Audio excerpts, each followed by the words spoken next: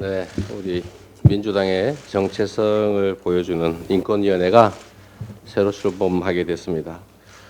오늘 전국적인 조직을 갖추어서 이 출범식을 할 수 있게 해주신 주철현 인권위원장님, 그리고 우리 18명의 부위원장님 여러분들 환영하고 또 감사드립니다.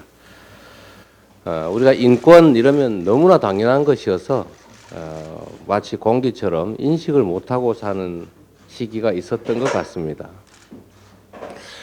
그런데 안타깝게도 이 공기도 희박해지면 그 귀한 것을 알게 되는 것처럼 최근에 윤석열 정부에 의한 인권의 후퇴가 일상이 되다 보니까 또다시 인권의 중요성이 매우 심각하게 대두되는 것 같습니다.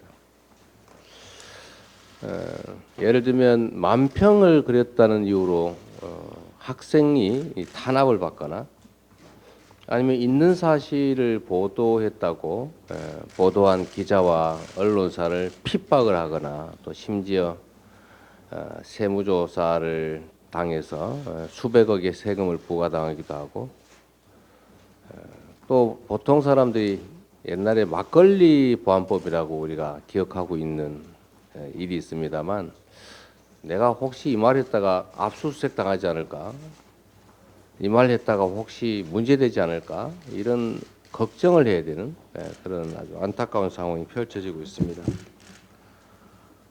대한민국이 UN 인권이사회에서 선거를 했는데 탈락했다고 합니다.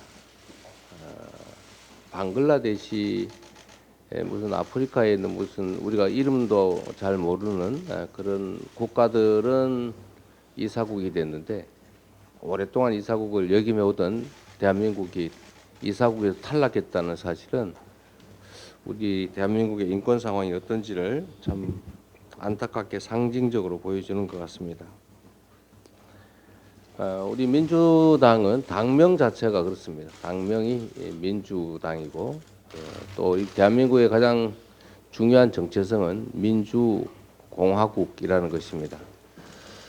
모든 국민이 이 나라의 주권자로서 존중받아야 하고 정치인, 대리인들은 국민으로부터 권한을 위임받은 일꾼에 불과하다는 사실을 우리가 가끔 잊어버리는 것 같습니다.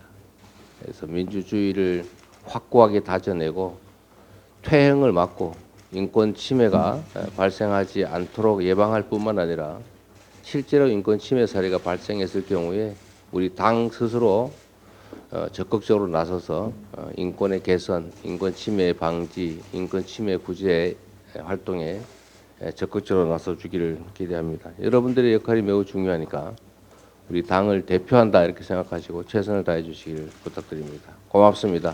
환영합니다. 네, 반갑습니다. 우리 더불어민주당 인권위원장 주철현 국회의원입니다.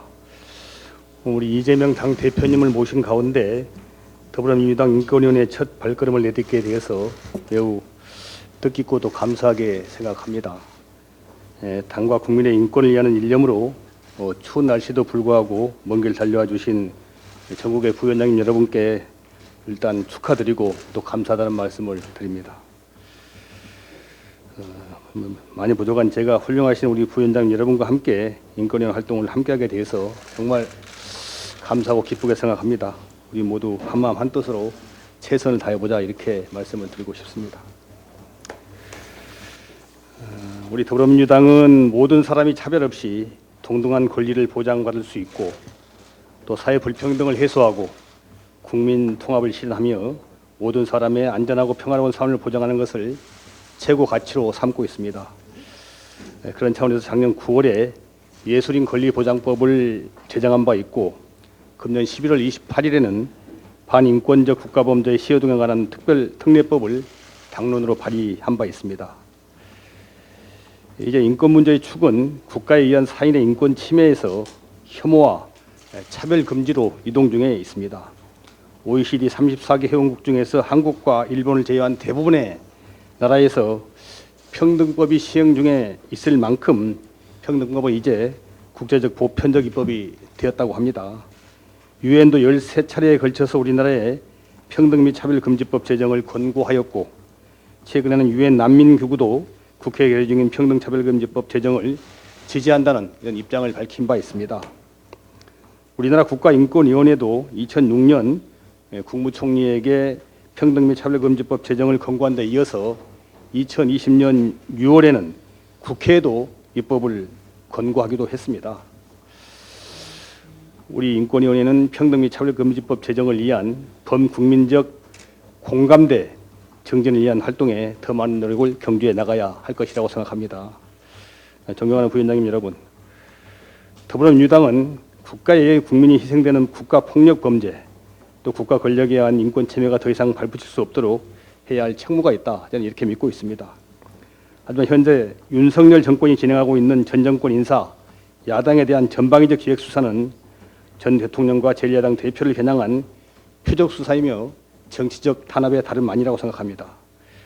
전례를 찾기 어려운 보여주기 수사, 낙인 찍기 수사, 망신 주기 수사, 반헌법적 반인권적 작태가 정치 검찰에 의해서 조직적 악의적으로 무리하게 진행되면서 피의사실 공표와 명예훼손 등 국가기관에 의한 심각한 인권 침해가 노골적으로 진행되고 있는 것이 작금의 현실입니다. 또 윤석열 정권과 국민의힘은 이태원 참사 희생자와 유가족을 향한 2차 가해와 인권 말살 책동도 서슴지 않고 있습니다.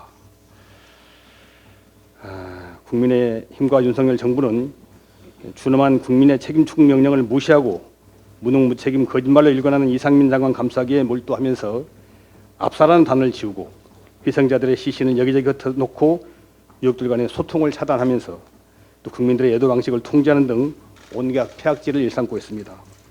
이것이야말로 잔인한 2차 가해이고 인권을 말살하는 극악한 범죄라고 저는 생각합니다. 우리 인권위원회는 이재명 당대표님과 함께 어떤 정권, 어떤 시대에서도 인권에 담긴 인류의 보편적 가치가 지켜지고 인권 상황이 더욱 개선될 수 있도록 온 힘을 다해서 싸워나가야 할 것이다, 이렇게 말씀드리고 싶습니다. 그 중심에 우리 부위원장 여러분께서 함께 앞장서야 한다고 믿는다. 여러분 동의하시죠? 예, 고맙습니다.